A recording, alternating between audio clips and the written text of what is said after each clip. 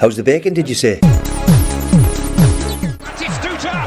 what a fantastic hit! Roy Keane on Haaland. Here's Sancho. Aguero! I swear you'll never see anything like this ever again.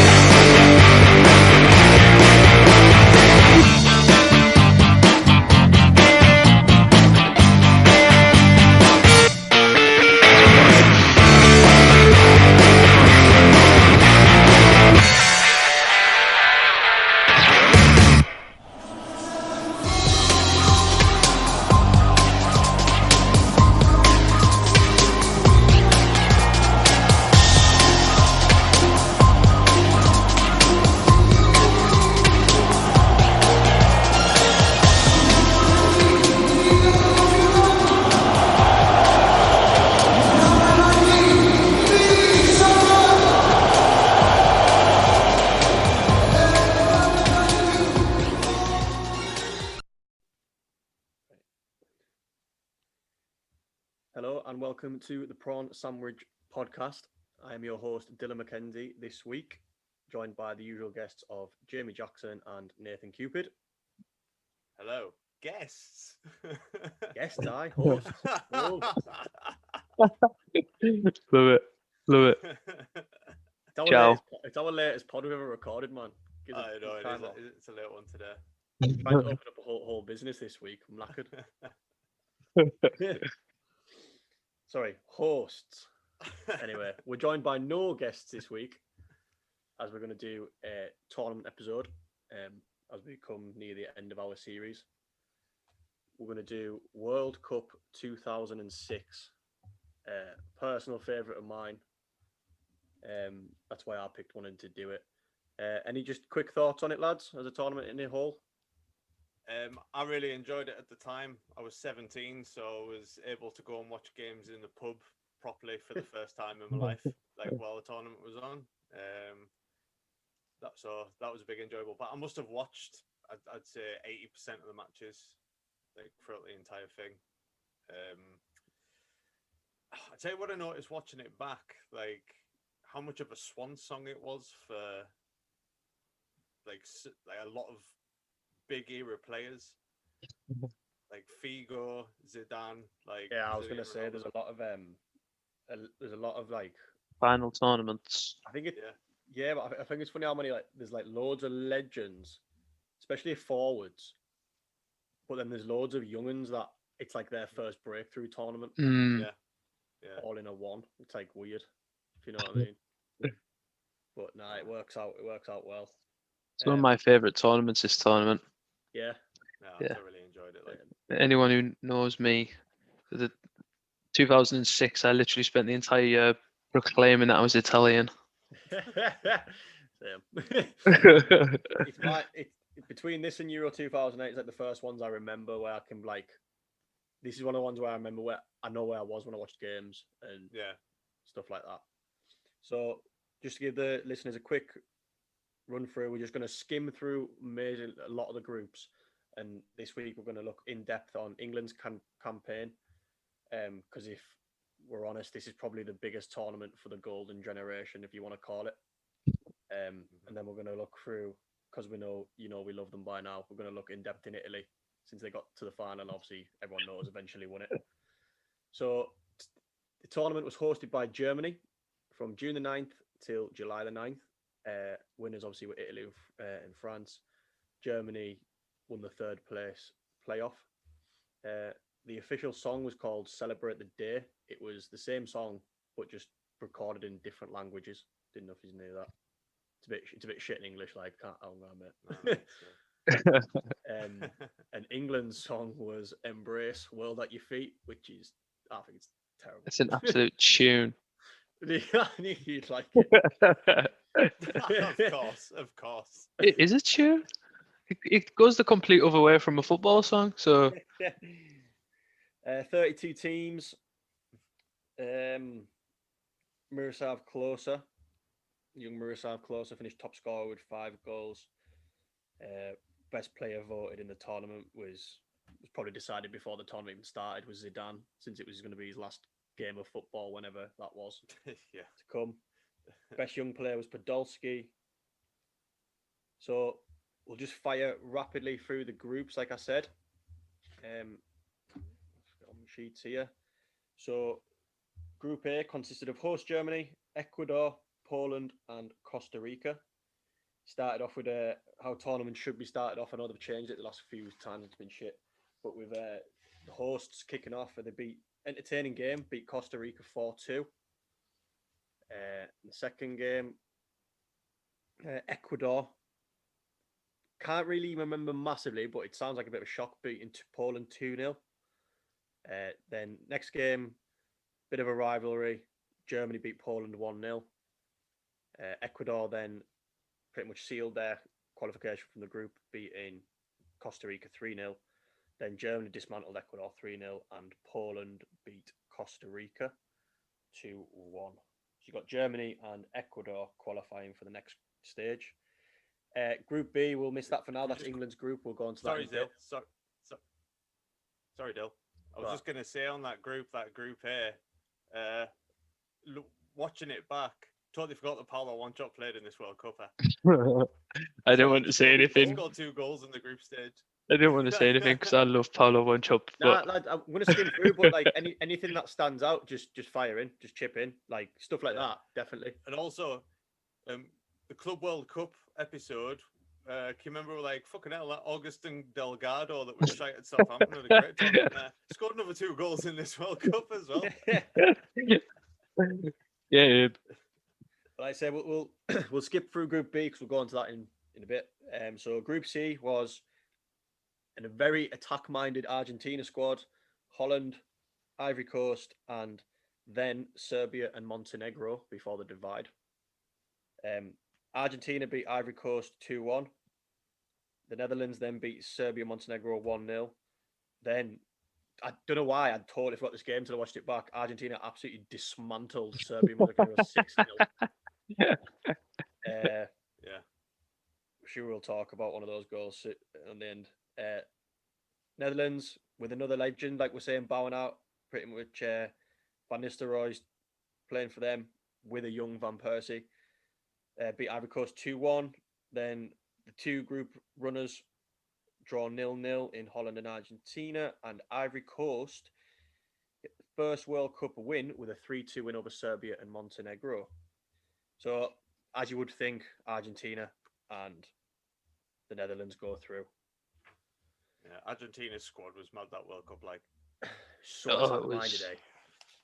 Yeah. Messi wearing the number 19.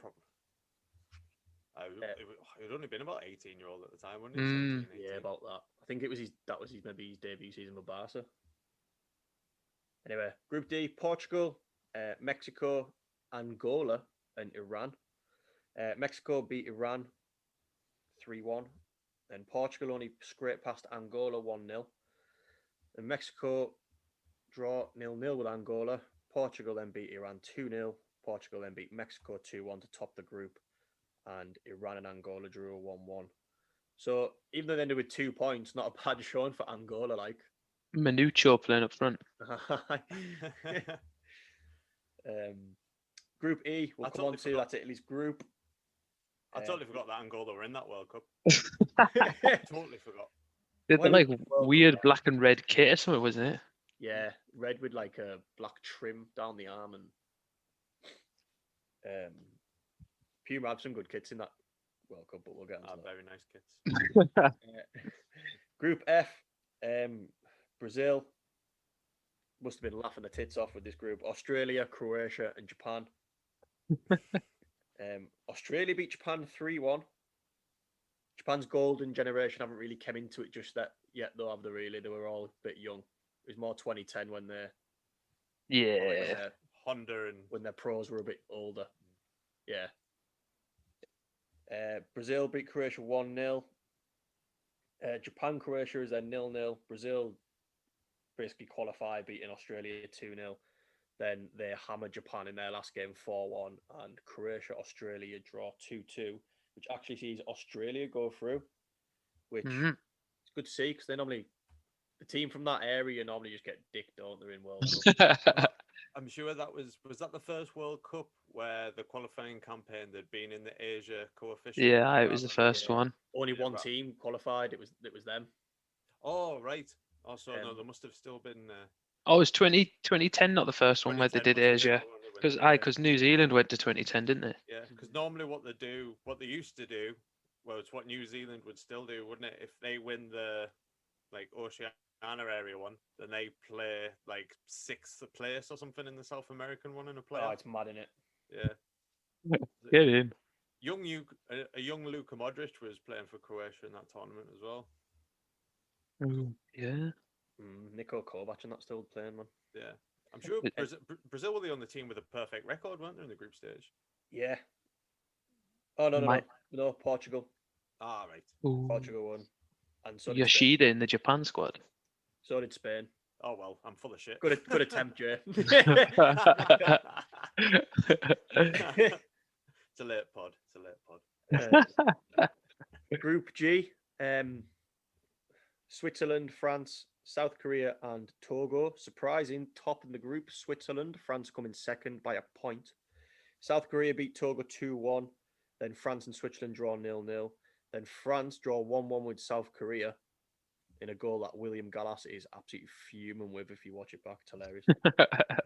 Switzerland beat Togo 2-0. France beat Togo 2-0. And Switzerland beat South Korea 2-0 as well to see out that group. And then the final group to skim us through is Group H of Spain, Ukraine, Tunisia, and Saudi Arabia. I always remember being at school and seeing Saudi Arabia and being like, what? And like one World Cup, Germany dicked them like 8-0 on that. It's like, why are these in it? Spain beat Ukraine 4-0. Lovely to see Raul on the score sheet with a young Fernando Torres and Villa. Yeah. Tunisia, Saudi Arabia 2-2. And then Ukraine beat Saudi Arabia 4-0. Again, another legend, Shevchenko playing. Spain then beat Tunisia 3-1. Spain only beat Saudi Arabia 1-0, but must have rotated without have been qualified. And Ukraine see their qualification through with a 1-0 win over Tunisia. Tell you what was mad in that group? Xabi Alonso scoring a header. Oh, yeah. Yeah. Sneaking a header in a front post from a corner. What else is right about the entire group stages, right?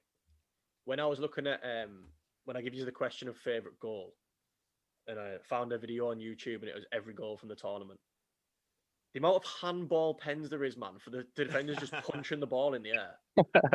There was like 4 in the group stages. It was like, why do you keep punching it? Like, the other stupid ones where you're like, what is he doing?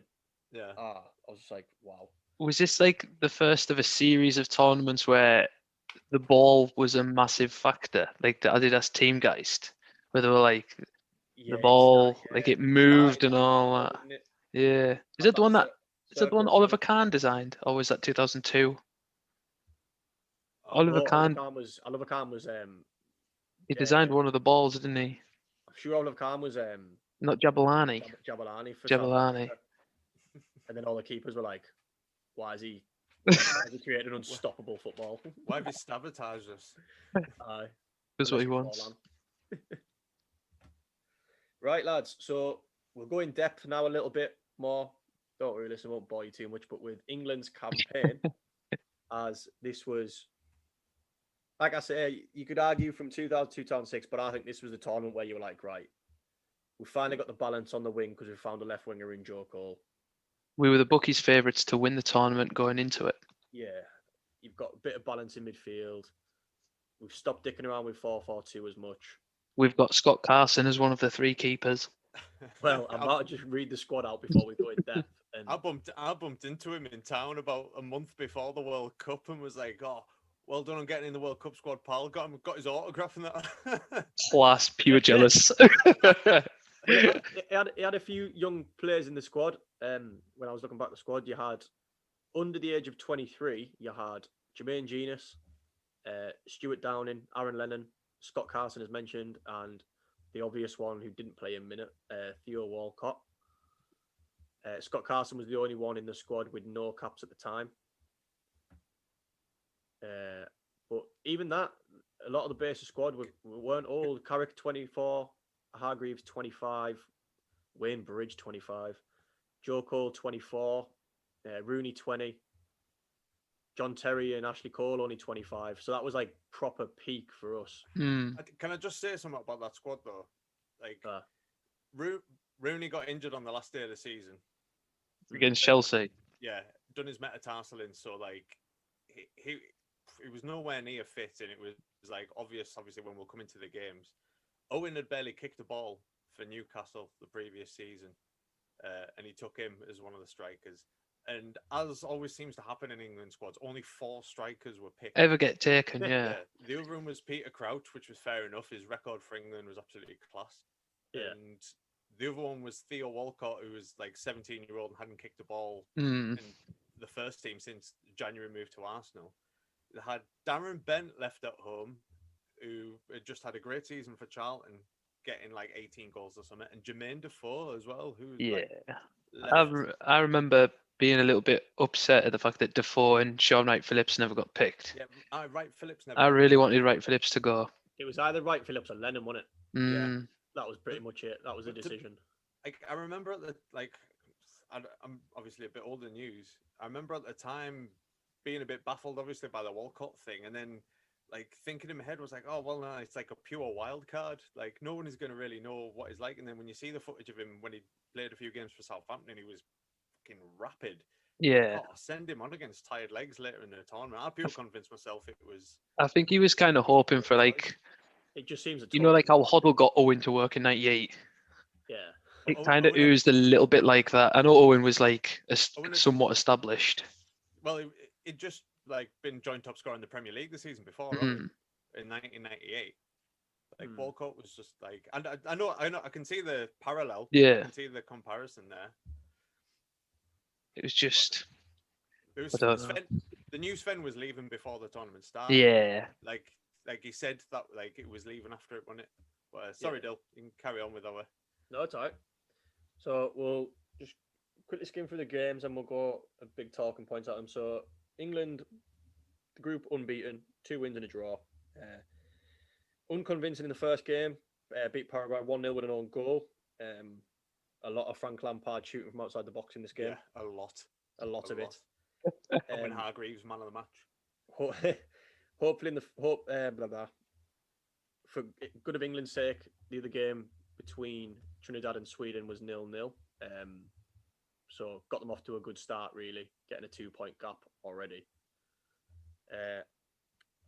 But they started with a 4-4-2 in that game, which was, it's understandable when you're playing a team. So just for listeners, that was another thing I always thought when I look back at it, I thought, goalkeeper Robinson, he was all right then, but not assured like you would think. But it was Gary Neville right back, Ferdinand Terry, Ashley Cole, Joe Cole, Lampard, Gerrard, Beckham, Owen and Crouch, and subs came on that game were Downing for Owen and Hargreaves for Joe Cole. Few notable in the Paraguay team, but 2 would then be signed from Sunderland, Christian Riveros, later on in his career. But no, and then like I say, but just a quick run through, just for mine and Jay's and Nave's sake for being Sunderland fans, just a quick run through the Trinidad team. I'll tell you what, we'll move on to that game then. We'll just move on to that game because it's the same game. England beat Trinidad 2-0. That was a hard game to watch. It was bad. Only change for England was Carragher for Neville at right back. But to be fair, when you look back at it, it was a hard game to watch. I think at the time, because remember I watched in the house. But we did miss sitters. Crouch missed 2. Owen missed a free header. Lampard pretty much missed from the penalty spot. They nearly scored as well. Yeah, they were quite cleared off the line. Yeah, cleared off the line. John Terry. Yeah, was it Stern? John flung himself at it. Big Stern. But yeah, that team for 82nd minute, wasn't it? 82nd minute, Gerrard's Crouch. Crouch put us 1-0 up. Yeah. It was a difficult watch, but so Shaka Hislop was in net. Winger for Sunderland, but right back at this tournament, Carlos Edwards. Port Vale's Chris Burchill. Fucking brilliant, that. On the right wing, LA Galaxy legend. White man playing for Trinidad and Tobago.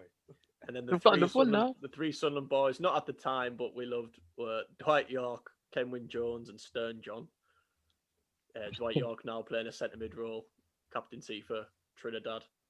First time anyone in England had seen Dwight York for like 3 years or something. And he's waking up as like a bossing central midfielder in a World Cup.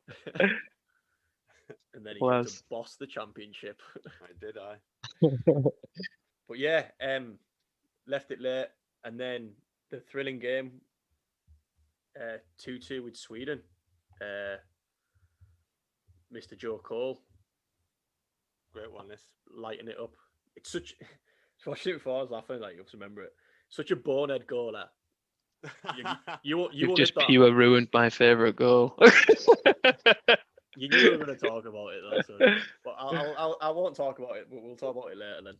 This was the first game of the tournament I watched in the pub, and it was an evening kickoff. I remember I watched it in Fats, and it was absolutely rammed. And I went in. I can't remember who I was with, and but I knew people that were already there, so it was like, oh, there's shit places to get to. I was like, oh, I managed to get like right in the main couch watching it, and when like Cole's goal going in, the pub all gone off it, and everyone's steaming. I was like, oh, watching footy steaming in a pub's the way to go. I can just remember being sat on the fence. As much as I love England, I absolutely love Sweden. So I just remember being like, it draws the best result for me. 2 World Cups in a row we had them in a group. I know. Didn't beat them. Hargreaves in for Gerrard. Our only change in that game. And good. Michael Owen in the 4th minute. Oh, that was fucking hell when his knee went. Yeah. Like both ways. Yeah. Aye. With them gold Umbro boots with the white with the England flag on. So then we were down to 1 fully fit striker. Rooney, like, obviously coming. Oh, I think he started this one, didn't he? He played an hour. Did he not? They said that he'd be. Crouch came on for Owen. There was that thing in the paper where it was. Remember the whole like cryogenic chamber that they were putting him in, and it was like, you can play minutes and minutes and minutes and minutes, and he'll be fully fit for the final. Like, soundy. Oh man, we've got Waz already. He played 70 minutes. Gerrard came on for him. Obviously, Gerrard scored the second. Joe Cole assist. Great game by Joe Cole in a whole. And Rio Ferdinand came off for Sol Campbell. Back and Larson scored for Sweden. Yeah. Header the front post, and then Larson's was like probably a worldie. I don't know how it went in. An absolute worldie. But yeah, we qualify, and then we play in a game where the cameras were more concentrating on Cheryl Cole and Victoria Beckham in the stands against Ecuador. They were on them like every 20 minutes. When Beckham scored. Right, okay, we get it. It's a shit game. Beckham's going to whip a free kick in just to save us. I remember watching this game in the Crown pub at the top of Stanix. I went with my granddad, and there's some fella sat at the back of the Crown, and remember, like we were saying before, like the camera kept panning to them both, and I just remember some fella, and if you aren't from Carlisle, then you just won't understand it, but some proper drunk fella in like a fake England shirt, like skin tight at the back of the pub, was like, "I wish they'd get them mutts off the screen and get the football on." It was unreal. I just remember turning around and going, "Grandad, what's a mutt?" It was absolutely ridiculous. It was like every fucking 20 minutes. It was like, what a Cheryl and Victoria doing now? Like, even when we score, it goes to them in the crowd. It goes to Victoria, like, oh my god, Beckham scored. Like, what is this? In the like everything was about like what they were up to, because Yeah, they it was were all out in weird. South Africa as well. Like all the wives and girlfriends are out kicking about, dotting with each other in that. Like a WAG World Cup. Aye. Brazil's looking on form. Well, saying that, in 1998, every time Brazil were playing, like Ronaldo's girlfriend was always there, and the camera would always go to Ronaldo's girlfriend in France '98. They're built different, then, man. The Brazilians. That is true. Beckham's goal though. We don't. He spewed on that. He spewed that game as well. He did, yes. I was going to ask you, if it was that game. I couldn't remember if it was. He vomited like mad. Aye. He absolute dish though, long sleeved in that shirt, brown hair, the blue Predators. Oh, Bex. Unfortunately, we have to go into the next game for Bex's heartache. But yeah, sorry, there's not really much to talk about that game. If you watched it yourself, you'd know why. It was a pretty poor affair. I watched it at my stepdad took. I was only 14. My stepdad took me to. It's now called the Nosy Cow Inn. You know, just before you leave Carlisle, if you go London Roadway. Aye, I know it. Yeah, I can't remember what it was called then. It was called something else. It's yeah, like a restaurant now, but it was just a pub then. I watched that, and I watched the Portugal game in there as well. I watched the Ecuador game. I actually watched that one at home. Me and my mates, my mum, that was like just have the living room, and we just had cans everywhere and got steaming watching. So in the quarterfinals, we go up against Portugal, featuring the likes of a young Cristiano Ronaldo, Figo's last tournament, I would believe. Yeah. So quote me if I'm wrong if he played in Europe on it, but I'm sure he didn't. in their they played Holland in the round of 16, and they had like 2 players sent off. It's the most red-carded game in World Cup history, isn't it? I remember going into this game against Portugal. I think Deco was suspended. I can't remember who else was suspended. And, there was loads. Costina, yeah. Deco and Costinha and Nuno Valente. No, I don't. Manish. Nuno Valente got booked. So if he didn't play in the next game, I would think so. They got in that game. They got loads booked. They got Ricardo, the keeper, Nuno Valente, Costinha, Manish, Figo, Deco, Petit. But Petit definitely played. So it was probably Nuno Valente, I think. I think it was because Nuno Valente played. It was definitely Deco because I remember I bloody said in Jay's quiz, didn't I? I put Deco as one of my players to play in the game, and for the life of me couldn't remember why. And then you go back on that. I thought that was a shoe-in. Like, yeah, I thought we were winning that game. Like they had so many gone. I was like, oh, we're breezing this. Well, their team was Ricardo in net, Miguel right back, Fernando Miera, Carvalho, Nuno Valente, and then they played a Christmas tree of Petit, Manish, and Thiago. He played for Chelsea. Figo, Ronaldo behind Pauleta. Subs that came on were Simão, Hugo Vaiana, and Helder Postiga. Jesus. Just frustrating, wasn't it? Beckham injured in the 52nd minute.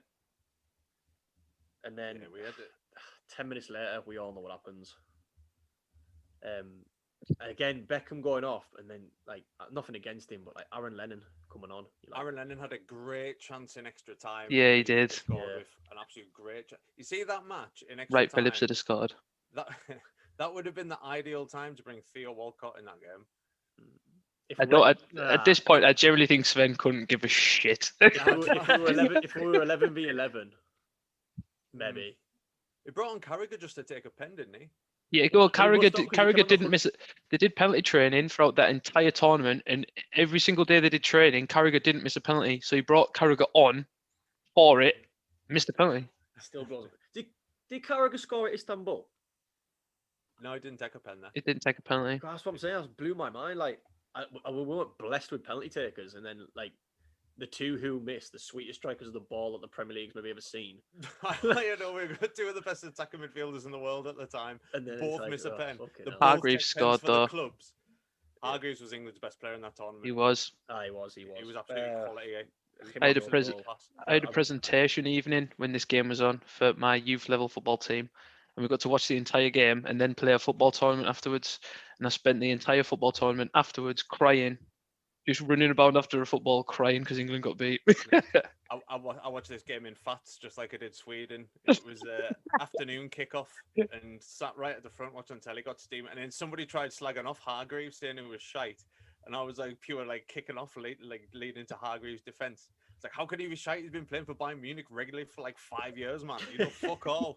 Fuck all. I remember my first pint and all, Jay. I know. Well, it might as well have been. But you know, like I get it. It's hindsight, right? But surely, with a minute left, you're going to see out the game, right? We're in Carrigan to take a pen. I know what Nave's saying, but surely, like, I don't know, Downing, Genus, Carrick can all take a better pen than Jamie Carragher. Downing was on pens at Borough. Yeah. You're not telling me they're not. Carrick started against Ecuador, then doesn't get on in this game. Yeah. Like, we went 4-5-1 in this game still. Rooney played up top on his own. And then obviously we'll go on to it now. I'm still not 100 convinced by it, like, but that it was the stamp. Yeah, it's I think it's the reaction and everyone's. Yeah, it's just the way everyone got involved. I generally think it's a yellow. It's a yellow until and then Cristiano gets involved, and then everyone starts piling in, and then it's. I think it's just the reaction, and it's like, well, I'm gonna have to do it now. The other thing I think is poor from the ref is, he could have controlled the situation better because it's a blatant foul on Rooney, and he plays the shittest advantage you've ever seen. He's on the floor trying to get up with the ball, and the ref's like, advantage. It's like, well, no, Carvalho's like kicked lump out the back of him. Like, and we all know Carvalho, he's quality, but he's a dirty bastard. Yeah, and you've also got to look at like their antics in the previous round against Holland. You know what I mean? Like how I don't understand. Like we can sit here till the cows come home, but it's not going to give us the trophy, is it? No. Rooney was clearly frustrated. He wasn't fitter. Like you can tell. You could tell. He didn't play well in the minutes that he was on the pitch. Yeah, exactly. And you got to think that, like the two years before that, he was like the star player for us at Euro 2004. You know what I mean? And the whole country's resting on his shoulders again at the age of 20. It's ridiculous. And there's no Defoe. That's where we end it, and we also end our romantic spell with Sven. He departs, and then we don't qualify for the next tournament. With Sven's number 2. Yes, Sven's number 2. Let's have some change. No. He's got to a European Cup final with Middlesbrough. With the big Sam, man. Anyone at that point, man. Jesus Christ. Well, any other comments on England, lads, or can we move on? Can we go back to the romantic bliss? Yeah, it's the last tournament that I was really before 2014 Euro 2012 was the first time that really kicked-start my love for England again. Yeah.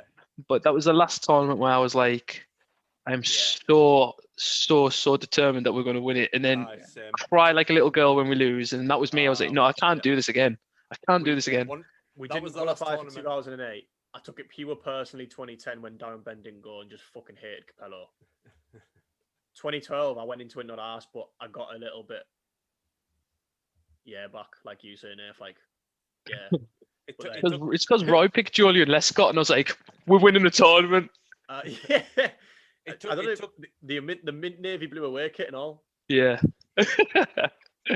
It took me till the 2018 World Cup to kind of, and it, like around about that time where Southgate was picking a lot of younger players, and finally all this old guard of failure had finally stopped playing for England, Gerrard and Lampard. That I absolutely love Frank Lampard, but like when he was 35 and still getting called into the England squad, and stuff like that. Yeah. And Gerrard as well. Like we just had to move on. Every manager was the same, just picking them all the time. Aye, names over talent at that point, wasn't it? Yeah, and they were just synonymous with failure in the England side. Any other country that wouldn't happen.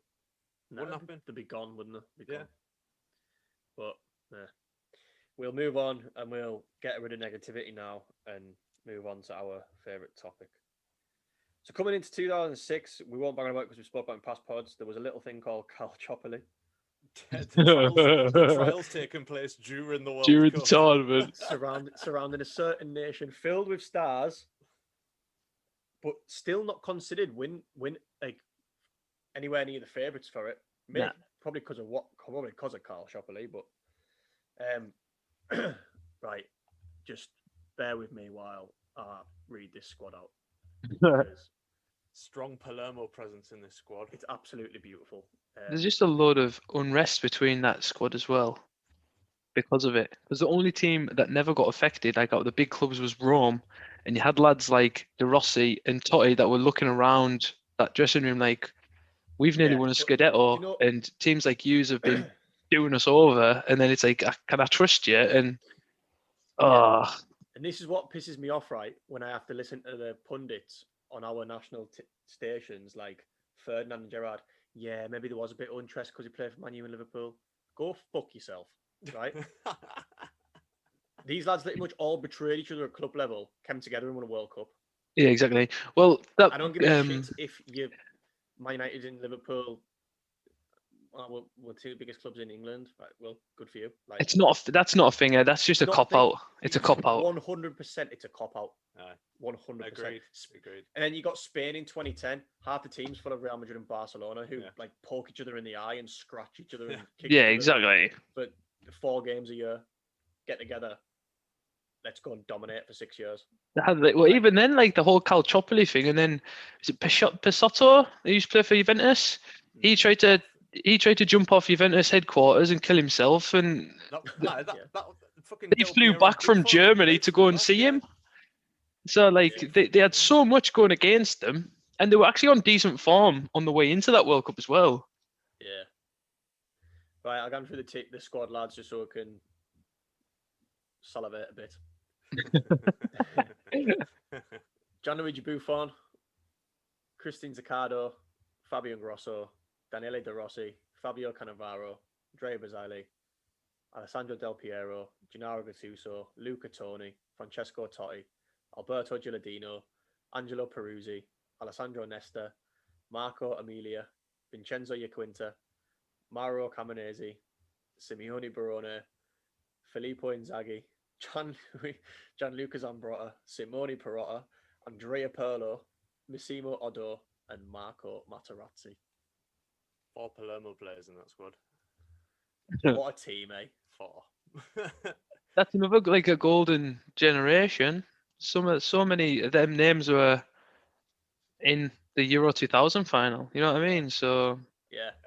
Also, they took 6 forwards in that squad. Yeah, they did. Luca Which Toni, is not very Italian. Inzaghi, Gilardino, Del Piero, Totti. Iaquinta. I said Iaquinta at the start. Marcelo Lippi going against the entire like Italy just sit back and defend nonsense. And they all scored. All of them scored. Yeah, they all did. All 6 forwards scored in the tournament. How would you actually just take all of them? Plus. Totti nearly never went. You were? Totti was injured in Jay. Calm, man. So that group starts with the Czech Republic beating USA 3-0. A nice fallout Czech Republic side from the Euro 2004 squad that we've mentioned sometimes in the past. Italy started off with a 2-0 win over Ghana. Let's get it up now. Put it in front of us. So Italy's team, Pirlo and Iaquinta scored that game. Zaccardo, Nesta, Cannavaro, Grosso, Perotta, Pirlo, De Rossi, Totti, Gilardino, and Toni. Del Piero, Iaquinta, and Camoranesi coming on. A young Asamoah Gyan playing up front for Ghana. Obviously, 2010 he lit it up, but this was the first glimpse of the world had him. Yeah, it was at Udinese at the time. It was at Udinese at the time as well. And one of your two lads' favourite, I'm sure, is Sammy Kufor at centre half with John Mensah. John Mensah. Sammy Kufor. So start for Italy 2-0. Won't go on too much about the groups, to be honest. Then they play United States in the next game. Draw 1-1, and is that the Zaccardo one? I love him, but De Rossi with a shocking elbow. Oh yeah, he just decides to rearrange McBride's face. Yeah, like blood pissing elbow. Bad, like. But yeah, 1-1. Zaccardo with an own goal, and Gilardino scores a header from a Pirlo free kick. Pirlo assisted some amount of goals in this tournament, eh? You got me? Pirlo assisted some amount of goals in this tournament. What a tournament. What a tournament. Absolutely unreal. Yeah, phenomenal. This was, I think for me, this was the tournament where Pirlo was like, rather than just being a part of that midfield of AC Milan, went from being just part of the midfield, sitting on like the world stage, to like people knowing like he's absolutely unreal. He became the metronome that tournament. They all just like knew they had a job. Like, I'm not a Gattuso fan, but he knew what his job was. Yeah. Be a dick and a pest, and then pass it to Pirlo. Yeah. Because Totti played as Camelot in a diamond that they played. And then they just kind of floated between, like, say, De Rossi, but he got sent off, Perotta, Camoranesi. Yeah, Perotta played a lot. So, yeah, in the game, Ghana beat Czech Republic 2-0. Good on them. Absolutely unreal goal from Sully Montari in that game. Oh, well, Asamoah scores as well. Yeah, he does. And then in the final game, unfortunately for Italy, but it would be a godsend eventually, Nesta goes off injured, and Materazzi comes on and opens the scoring. And then an aging, who we all love, Pippo Inzaghi, rounds the keeper. I fucking love this rounded of a keeper, this goal, like, because it takes a week for him to get around. Yeah, all the shite getting around him. You think he even needs to do it? Him and Yaquinta are 2-on-1, and the pass is just there. Yaquinta, massive open goal, and Inzaghi just takes a week to round the keeper and slot it in. I like that, like the angle where like he's doing it and like it hits the back of it. You just see Yaquinta's face, like how in true Pippo style, celebrates it even though they're already qualified, like he's won the World Cup. Yeah. Pippo Inzaghi's like scored in the final. The way he rounds him as well, it always makes me think of, you know, you listen to like podcasts from especially Galazzo and you read things that everyone says he was a shit footballer who could just finish. Yeah. He looks shit doing it, doesn't he? He looks shit. Like, he's branded the worst best footballer ever. Yeah. Because he couldn't like do anything technical apart from he put the ball in the net. In the net, and the whole this lad was born offside, and like it's class. It's class. Yeah, unreal. I love fair Pippo. play to him. But they topped the group, 7 points. Ghana going through second, which was lovely to see. And then Italy play Australia, which should have been on paper, you would say, a walkover. Turns out not to be. Got quite lucky, really. And it takes, which will lead on from what Jay was saying, it takes a 95th minute Francesco Totti penalty. It's not a penalty, though, is it? It's not a penalty. It really isn't a penalty. And I spent loads saying it was. So yeah, it is. It's not like pure shit. So yeah. At the time, I was like, "Oh, it's a penalty. It's a penalty." That was never. But it's pure not. Fabio Grosso like marauding into the box from left back. Lucas Neal goes and makes a challenge. Doesn't get anywhere, but Grosso manages to buy the pen.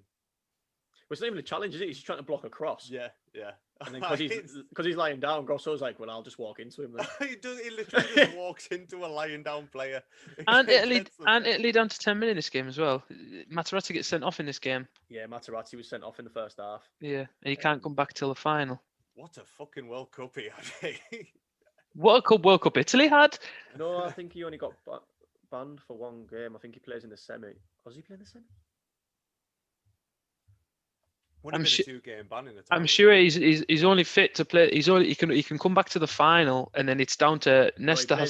Nesta has to pass a fitness test. He plays in the semi, son. Does he?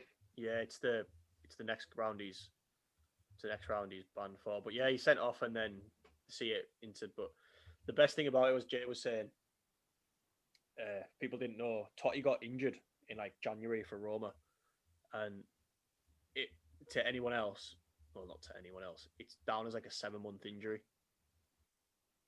But there's a story that as soon as he did it and got the operation, Lippi came to his bedside and was like, "You will go to the World Cup." Which could be. I just need you to play one game. Yeah, but Italians are Italians, and they make everything a romance. He plays in the last 2 games, I think it is, for Roma. He plays in a Coppa Italia final. Yeah, that's the one, son. Yeah, against Inter. Even then, though, it's incredible recovery rate because a 7-month injury and he recovers in 60 days. 100%. There's like videos if you watch the I Am Francesco Totti document. There's videos of Lippi at the Rome training facility. Not even watching him kick a ball, just watching him run. Yeah. And he's like, if he can run, he's going. And then it's just like he starts him in count. It's not giving like I know it's different, but like Jay said about Rooney metatarsal, I wouldn't have the ball. This guy like done his ankle and then he's like starting games and scored a 95th minute pen. Wayne Rooney can't go on his tiptoes, but Totti can run around with like metal rods and fucking nails and bolts holding his leg together. But apparently Lippi was screaming from because obviously there's a lot of pen takers on that big Perlo, blah blah. Where Lippi's screaming from the touchline, Totti to take it, and what a pen it is as well. Like Schwarzer goes the right way and he's not a small man. It's the camera angle as well. Like whoever did the camera for that is just give him a knighthood because it's mint where you just stare into his face. You're like, and then the suck in the thumb comes out, and Italy are into the quarterfinals. It's just the romance of that goal. It's quality, man. It's quality. Now we've kind of like caught up with the tournament. Are we mentioning like the other games? Yeah, I'm gonna go through who else is through. So, in the other round of 16 games, also we mentioned England beating Ecuador. Germany beat Sweden 2-0 with 2 Lucas Podolski goals. Young Lucas Podolski, number 20 in the tournament. Breakthrough tournament for himself, to be fair to the lad. He was an absolute monster he was a monster at international level. Oh, was he? He was quality, man. What a left foot. Pod favourite and seen on Football Manager saves, Rafa Marquez puts Mexico 1-0 up against Argentina, but unfortunately Crespo and Maxi Rodriguez seal it for 2-1. Argentina go through after extra time. I take it we're not mentioning description of goals. Well, I didn't want to because goals might come up for our favourite goals. And we want to try. I thought it might have, but anybody who saw that World Cup knows which goal we're talking about. His winning goal. But we'll Portugal beat Holland in, like Nave said, the red card game. Manish with the goal. England beat Ecuador. Italy beat Australia. Switzerland, Ukraine is 0-0. The worst. That's the worst. It's the worst game. It's appalling. And Ukraine went 3-0 on penalties. Yeah. Switzerland missing all 3 of theirs, and Shevchenko missing for Ukraine. I'm sure there was no shots in that game or something.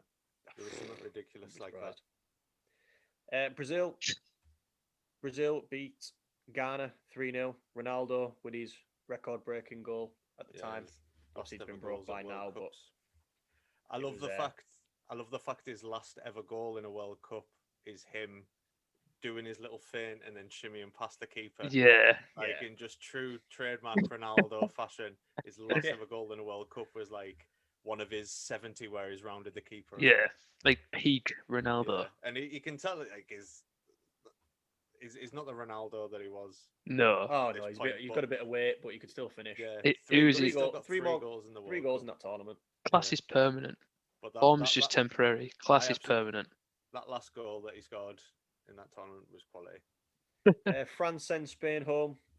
Young Spain side who would obviously conquer Europe in the next tournament. David Villa scored a pen.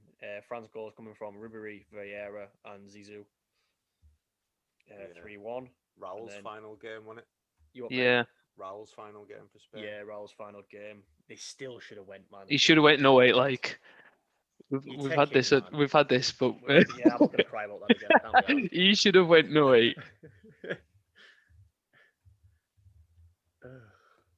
So move on to the quarters. Before we go, we'll finish with Italy, so we'll just get through the other games. So after extra time, it's 1-1 between Germany and Argentina, and the Germans do what the Germans do and win a penalty shootout. Neuville, Balak, Podolski, and Borowski scoring. Roberto Ayala and Cambiaso, well, Lehmann saved it for Argentina. Ayala scored, though, in the game, which pleased you, I think. Yeah, he had a good tournament. I'm sure Di Michaelis went to that tournament, you know. Did he? I'm sure he did. I'm pretty sure he was at Bayern Munich at that point as well. I tell you who was flying up and down their left-hand side as captain in that tournament. Juan Pablo Sorin. Beautiful head of hair as well. He was. Got the squads. No, that was their first World Cup since 1990 that didn't have Batistuta. No Di Michaelis. No, Colaccini went. Oh, they deserve to get knocked out. Deserve to get knocked out. And then not soon, but to be Sunderland goalkeeper Oscar Ustari, age 19. Nice. Yeah, Messi was 18 at the time. So we go on to the next quarterfinals. We've talked about England.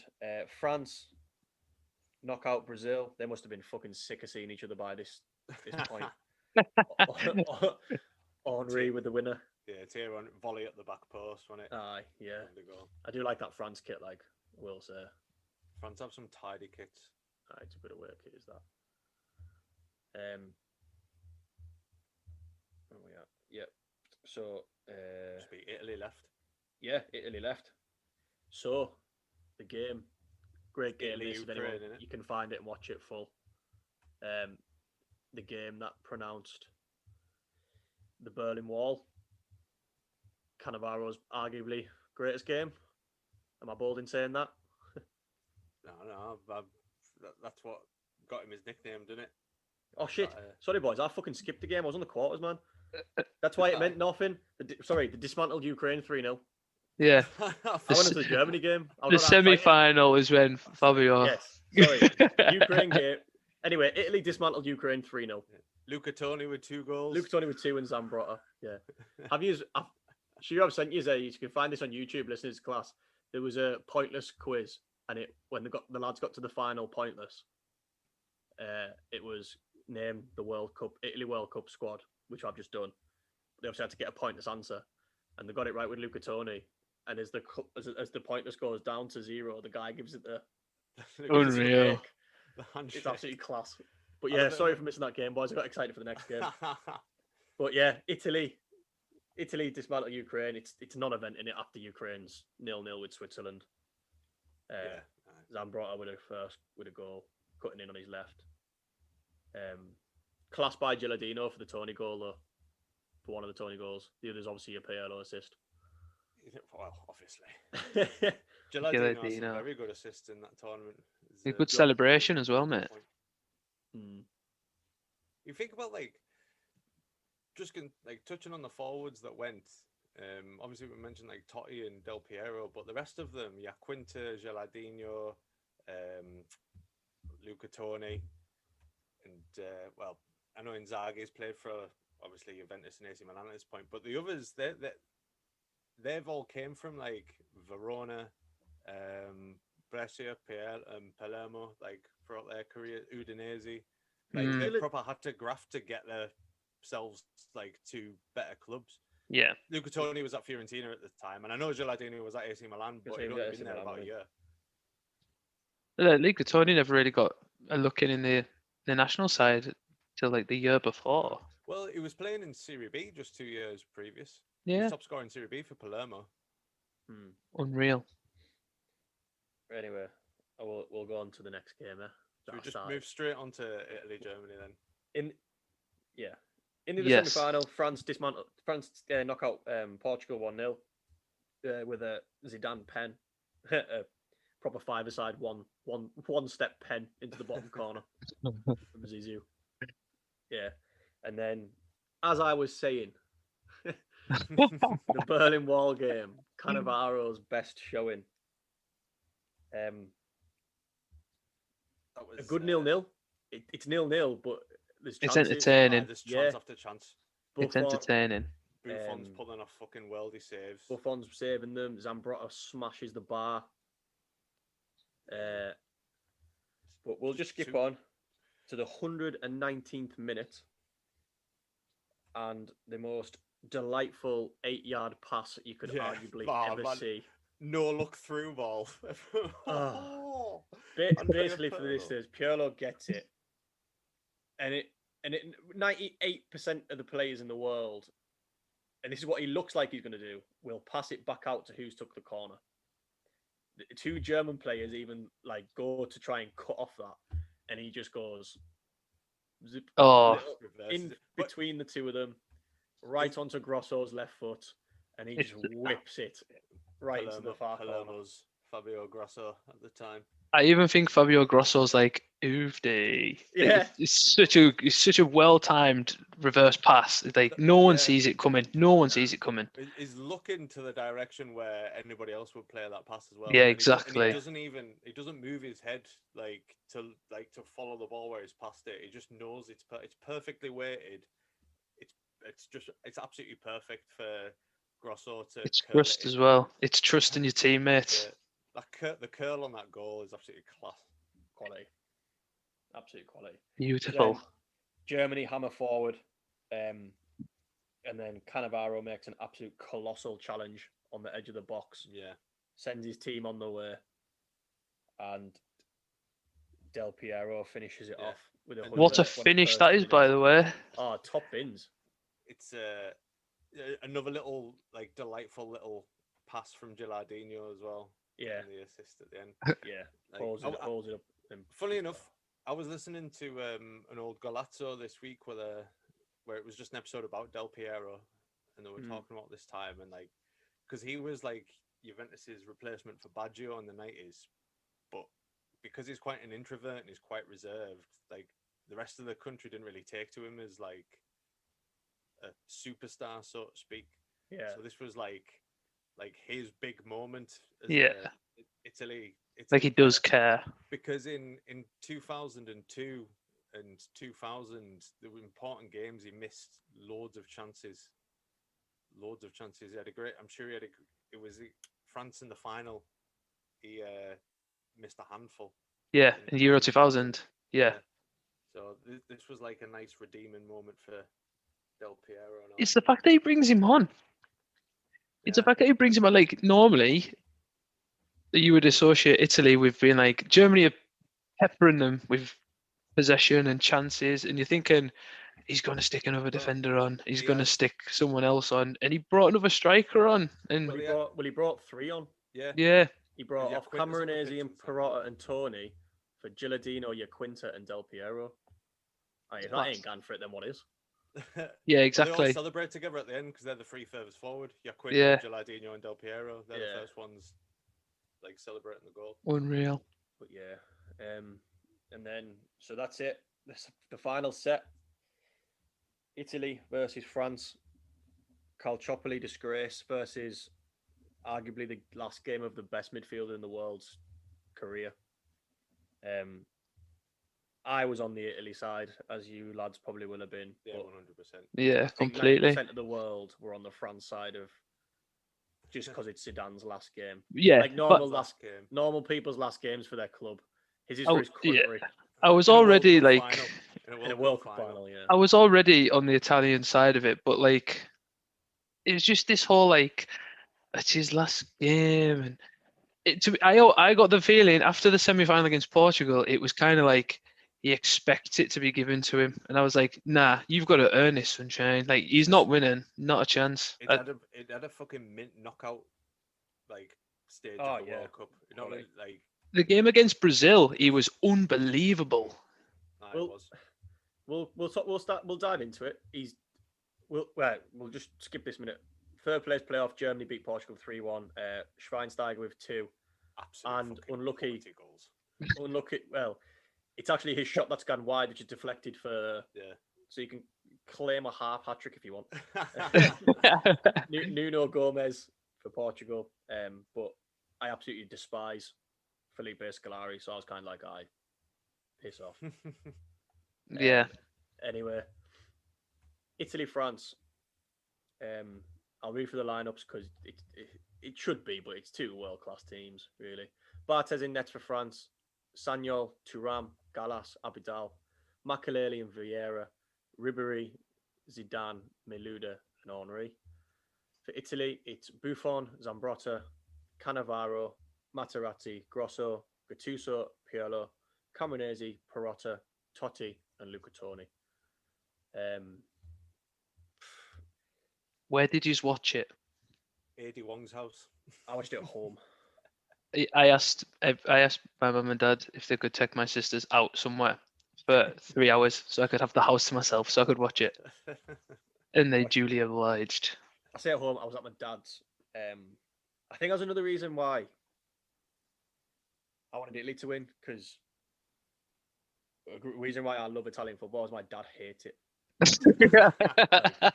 He loves fast-paced football, and he thinks, "Oh, it's too slow, that shit."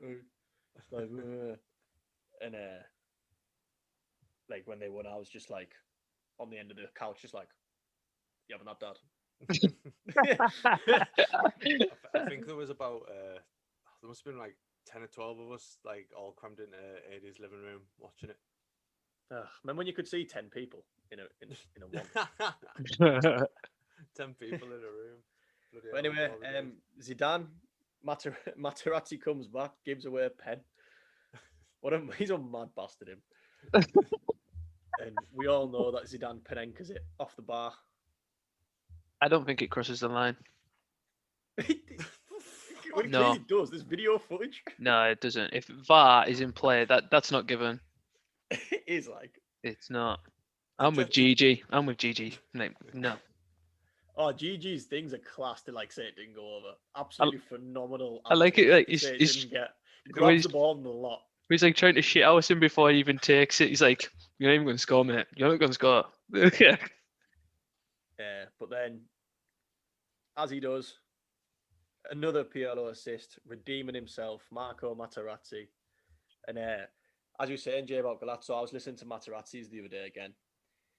A lot of fans didn't want him to go there. Saw him as just like a hothead, and fair enough, he got sent off. He gave away a pen. He's actually turned out to be like a hero. He scored in the groups, and then he comes up and scores in the final. He also scores a pen. He include all that. He's Italy's top goal scorer. Yeah, he is. He's Italy's top goal scorer in the tournament. He's still got the record for defender to score the most penalties in Serie A history, isn't he? Yeah, and he's got the record for most Serie A goals from a defender in a season. Yeah. 12. He's class. Was that when he was at Perugia? Or yeah. He's on pens and free kicks and that. He went to Everton and did now. He's like 6'5". It's not like we're describing like an Ian Hart small fullback. Yeah, exactly. Like a Dennis Irwin. He's a proper lanky man. He's centre half. and I'm not being funny. Like when Andrea Nesta goes off injured in the group stage, yeah, you wouldn't have thought that they'd go on to have like. You wouldn't thought they'd have won it. Yeah. Even in the final, there was still a chance that Nesta was going to play the final, and Nesta was like, "Nah." And Andrea Barzagli was just young at the time. At Palermo, Palermo. Yeah, exactly. So anyway, it's 1-1. Luca Toni hits the bar, then he scores, but he's offside. A very high line from France, but fair play if it works. From another Pirlo free kick. In extra time, Buffon saves a bullet header from Zidane. What a save! What a save, eh? What a save! Fuck me. Unreal. One hand, bang, and then GG. and then that man again. Marco's involved again. Zidane, he's tugging shirts with Zidane. Zidane turns and says to him, "You can have my shirt after the game. It's nearly done." And as he's jogging away, Materazzi says, "I'd rather have your horse sister." Shithousery at its finest. Which provokes Zidane to turn around, and we all know the infamous headbutt, which was actually the first ever kind of sighting of VAR. Yeah. Because I didn't know this. No one actually seen it. The fourth official got a video TV view of it and was like, didn't know what to do. Like, shit, he has like headbutted him, but none of us saw it. What do we do? And the ref took it out of his control. I was like, well, he's headbutted him. He's headbutted him. It's the bit when Patrick. Right, to be fair. But to be fair, Zidane, he doesn't exactly do like a little like touch. Zidane goes all in, so it's a fair dues to him for that. Yeah. But like, it's the bit where like the ref's like, I don't know what to do. And then you see Gennaro Gattuso just like turns around. He's like, look at the screen. Look at the screen. And then he's like, red. You know what's the best about it all? Is Zidane's walking off and Domenech's like, bullshit. Like, Dominic, man, he's just headbutting him clean in the windpipe.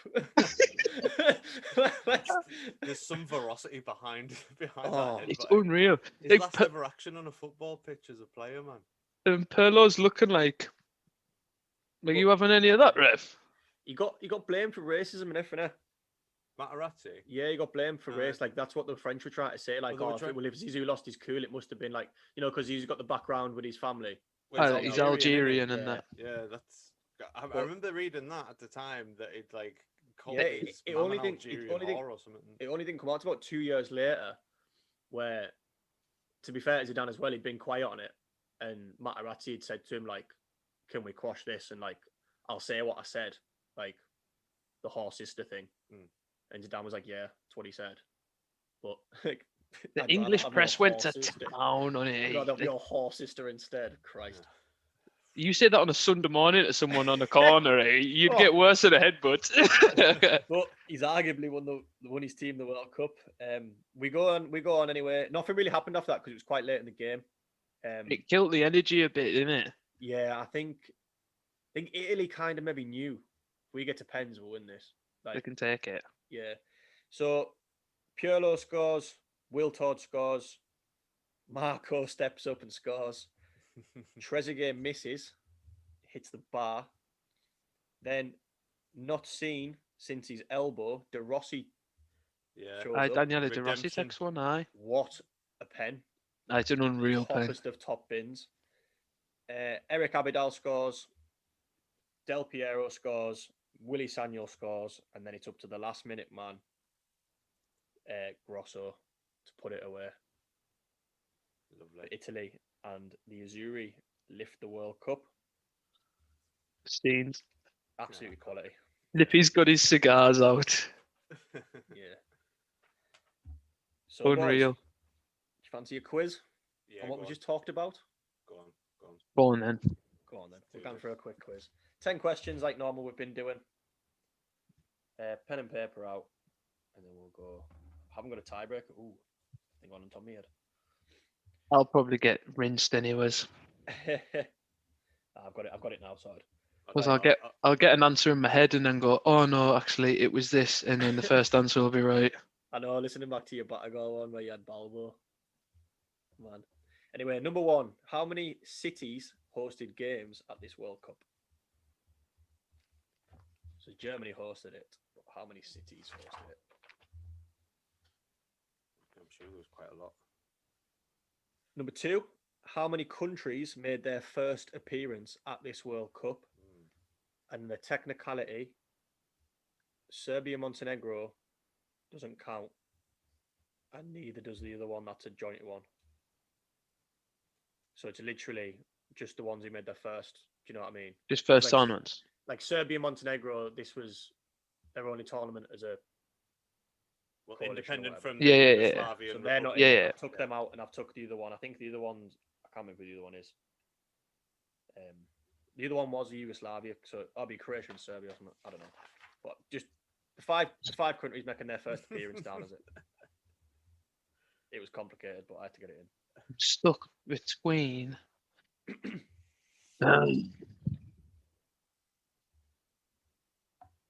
Right. Yeah, I think that's right. Number 3.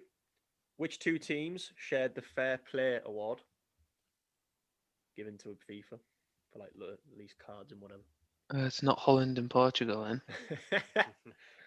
Imagine if it was just that one game. Fair play. No, actually, no, I won't put them.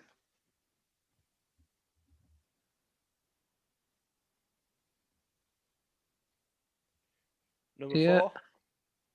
Where were England ranked by FIFA going into the tournament? So in the FIFA World Rankings, where were England?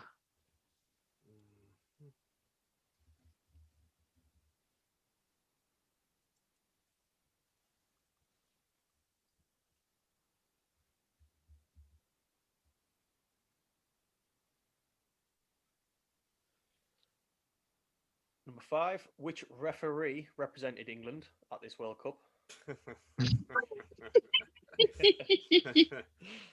Oh, I can't believe we didn't mention that, actually. I can't wait for the rant. I was amazed that you didn't. Yeah, I was like waiting for it, but no, the rant will come. It'll come, don't worry. Number 6. How many goals per match was scored at the tournament? And I'll give the closest. Average? Yeah, what's like the average per game? Wow. I'll give the closest one the point.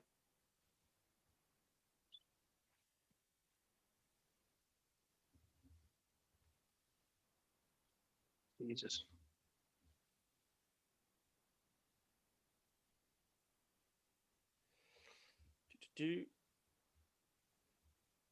Number 7. Nath mentioned it, but I'm glad he didn't mention who. Oh no. Materazzi actually tackles his own player when he's sent off against Australia, but who does he go through? Oh, I've only been able to watch goal highlights. Oh, fucking hell. Yes, I've got it. Oh, I'm just taking a guess. What's the Italian guy? What's the Italian guy in Galazzo called again? Sorry. Gabriele Marcotti. You listen to his Galazzo, he goes absolutely west on this because he's like he's an Inter Milan fan and he loves Materazzi. He goes absolutely sick on it. It's class. Anyway, You're best mates with him. Oh, 100%. Number 8.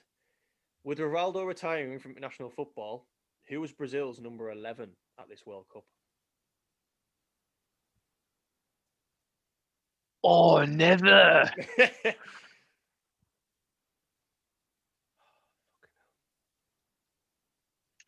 One, not any.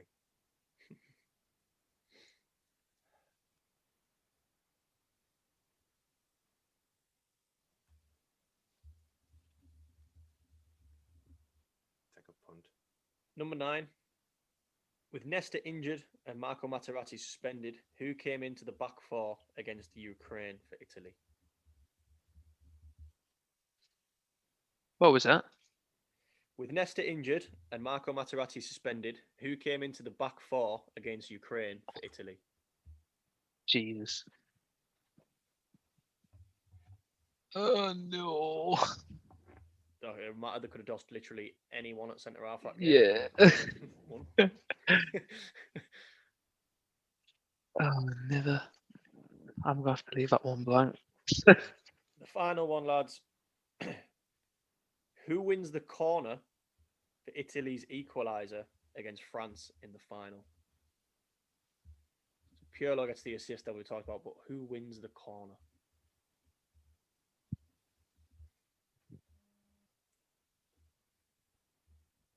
Educated guess. Just ready to go through, or do you want us to read anything again? I'm happy for you to go. No, I'm good. All right. How many cities hosted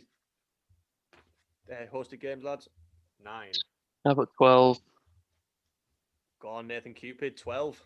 Moved. Just to be a nerd. Berlin, Munich, Dortmund, Stuttgart, Gelsenkirchen, Hamburg, Kaiserslautern, Frankfurt, Cologne, Hanover, Leipzig, and Nuremberg. Weirdly, though, there was only 10 bases for training camps in the tournament. How many countries made their first appearance? I Put 3. I put 5. It's 1-1. Jay takes it with 5. Angola, Ghana, Trinidad and Tobago, Ivory Coast, and Togo. Yeah, that's the 5 I had. I got Angola, Togo, and Ivory Coast. 3. Which 2 teams won the Fair Play Award? Oh, I put Ukraine and Ghana. Japan and Australia. Not one in there. Brazil and Spain. Ooh. All the Japanese have got it. They're a nice people. Where were England ranked by FIFA going into the tournament? Put 7th. Oh, I went bold and put 4th. Both wrong. 10th. Ugh. Yeah, when I looked at it, but then you think about it, Brazil were clear out top because it obviously like World Cup. You said 4th, Nate. I think Czech Republic were 4th after the Euros. I just went balls to the wall, like 4th. 3 lines. Actually, ahead of Italy. Italy were 11th going into this tournament. Fucking hell. We're winning. Yeah. So still 1-1, lads. Right, go on then. Which referee was in England? Graham fucking Paul. You got that too, Nate, yeah. Yeah. Fucking Come on. asshole. Come on. 3 yellow cards, man. 3 yellow cards in a game. Yeah, he gave 3 yellow cards to one player in a game. For anyone who doesn't know that infamous dick, was it Australia, Croatia? Yeah, it was a Croatia player that had done it too. It was Josip Simunic or something. Closest gets it. How many goals were scored per game at the tournament? 3.6. Oh, I did 2.6. Nathan Cooper takes it 2.3. 147 goals scored in the tournament. 2.3 per game. Who does Materazzi tackle to be sent off? I put Simone Baroni. Zambrotta.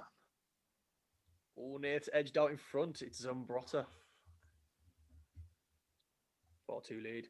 With Rivaldo retiring from international football, who was Brazil's number 11? I put Adriano. Did you put Jay? Fred. Both wrong. It was Zé Roberto. Oh, shit, it was as well. Adriano was number 7. I thought Roberto was 7. Oh, I'm raging with that. With Nestor injured and Materazzi suspended, who came into the game against Ukraine? Andrea Bazzagli. Oh, fucking hell. I put Cameronese. Yeah, it's Barzagli. Bastard. And finally, to tie it, Jay, or to win it, Nath, who wins the corner for Italy's final equaliser? Mauro Camoranesi. Luke Tony. It's Camoranesi. Yes. Oh, no way. Right, I've got a tiebreaker. Let it slip. Equaliser? I've let it slip. Equaliser 4-4. So your tiebreaker, lads. Closest gets it. How many players were joint second top goal scorer with 3 goals?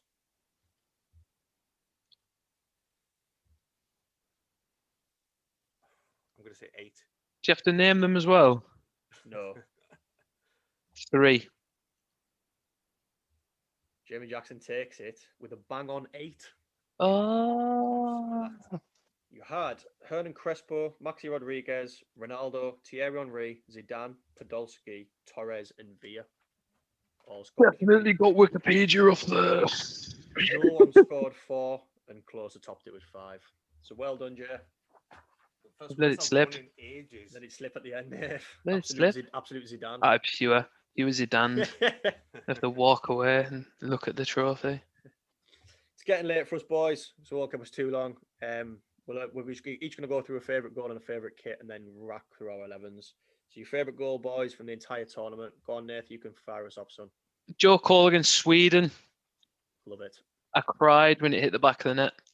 It's like when I say, isn't it? It's like a bonehead. Go on, you want it, that. Yeah, exactly. He just chests and ping, and Peter Crouch is just like, what? And then he's in the crowd, and he's like, whack, and his arms are open, and then I cried because I was like, it's our year. It's our year. It's even the Sweden keeper's like, he's hit that. Yeah, Isaacson's like, eh.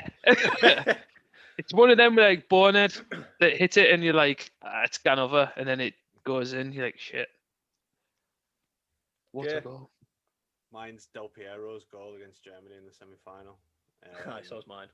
Is it? Yeah. Yeah. I just sheer emotion of it. Yeah, my favorite Italian player of all time. He'd not been playing, not really been like getting much minutes in the World Cup, and he pops up with the winner there.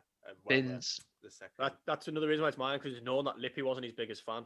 Yeah. But knew he had to take him for sheer he could do something, and then he does that. It's a finish as well, mine. It is quality. Like the close run second, because I think Jay wanted to mention it, was Maxi Rodriguez versus Mexico. His volley against Mexico was insane. What a fucking goal. Absolutely ridiculous. And Cambiaso's goal for Argentina, where the one that's like 90 touches. 22 passes before Cambiaso slices it in. Yeah. Beckham's free kick, man. Beckham's free kick. Another good goal I had down was Tevez versus Serbia. Pure nice. Yes. Yeah. Yes. Nice little tackle to keep it going and then finish.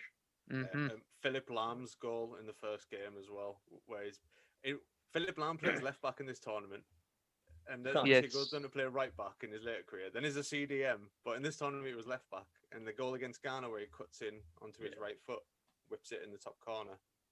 Great tournament for goals, eh? Torsten Frings with another worldie. Schweinsteiger in the 2 goals in the first playoff. Yeah. Right, lads. Favorite kit? I had 3 because I couldn't choose. I struggled to choose. I really like the Lotto template of Ukraine and Serbia, which is the same as this Palermo top I've got on now. But it's the African teams of Ivory Coast, Togo, and Ghana, because in the material it's got like their nick. Like, for example, Ivory Coast, it's got an elephant like in the material. Ghana has like a black star and like a mountain or something in the background. Togo has an eagle. I just thought it was really cool that like ingrained in the material is the pattern of like an animal. Ivory Coast, my number 1. Yeah. You know, I hang off elephants. It's just it's class. Do you know what's dead funny about it all? They've got like, so you're right, Ghana's is 3 black stars and one's big and then it gets smaller. Togo's is the elephant and then the eagle, like Jay said. Then Switzerland were already sponsored by Puma as well. And because like European teams have like no mint nicknames, it's just a Switzerland flag faded. Instead of like an elephant or it's like pure shit. That. But yeah, I had Ivory Coast. I had this beauty that didn't get worn because I didn't play in it at all.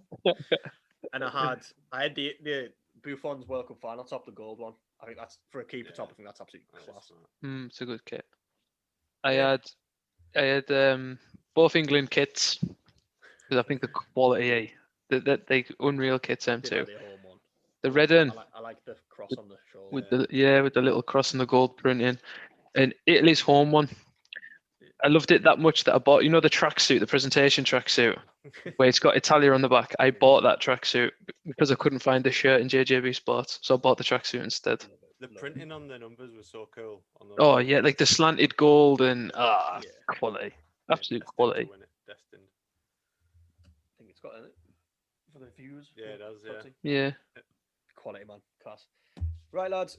We'll bash through our 11s like we always do. It's our so like all the tournaments in the past we've done like favorite that didn't come on. I actually went for this tournament since I remembered it. Don't know about you boys.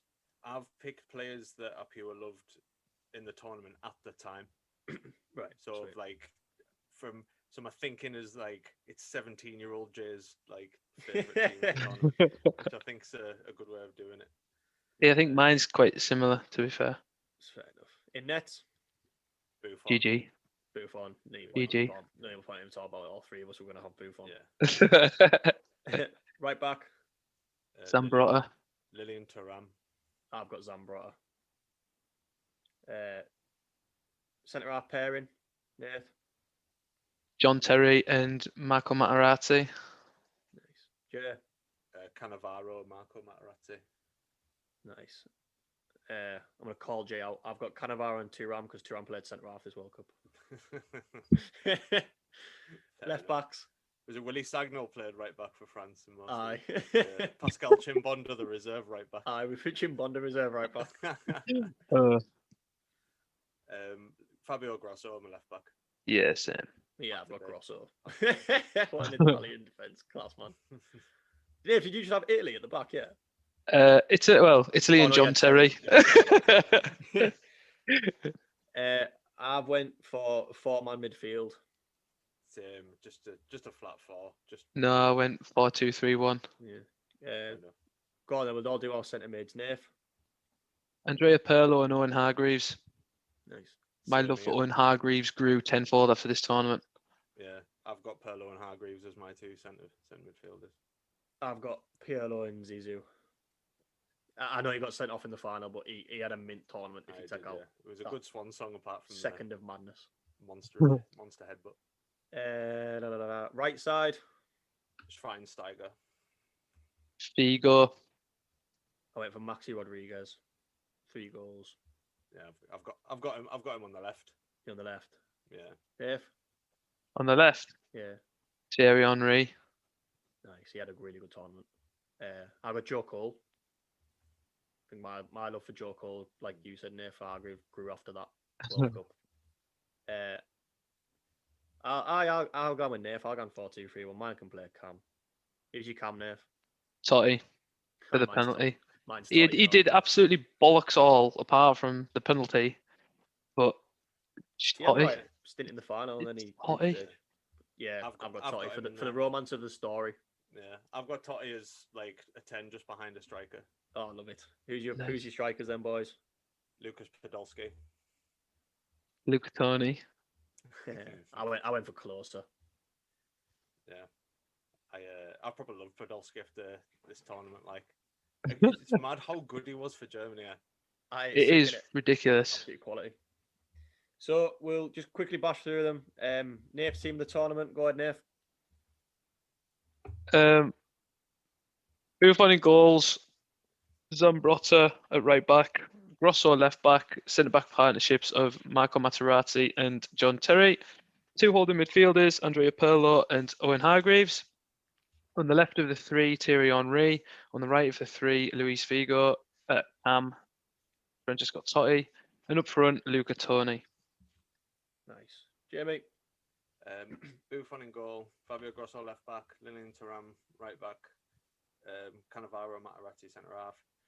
Maxi Rodriguez on the left. Owen Hargreaves and Andrea Pirlo in the middle, with Sebastian Schweinsteiger on the right. Francesco Totti playing as a cam just behind Lucas Podolski. Nice. Mine is Buffon in nets. Back 4 of Zambrotta, Cannavaro, Thuram and Grosso. Midfield 2, Pirlo and Zidane.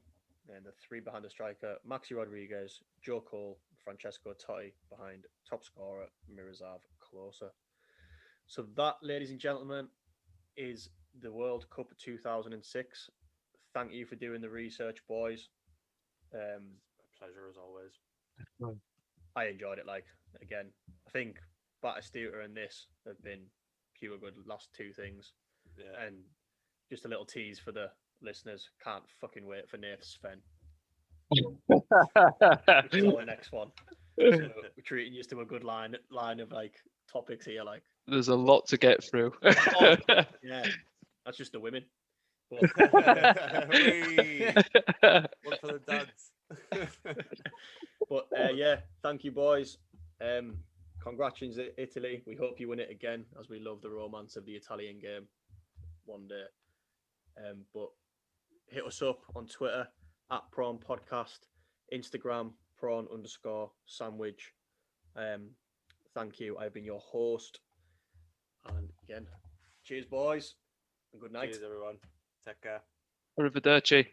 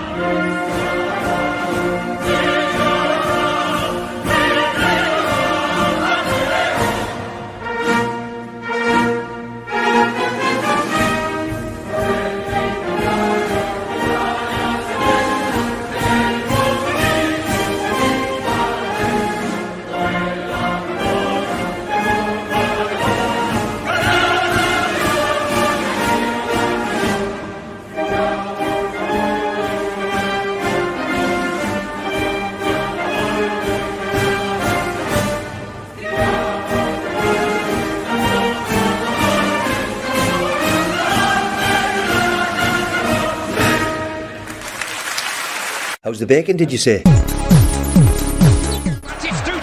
Oh, what a fantastic hit! Roy Keane on Haaland. Here's Sancho. Aguero!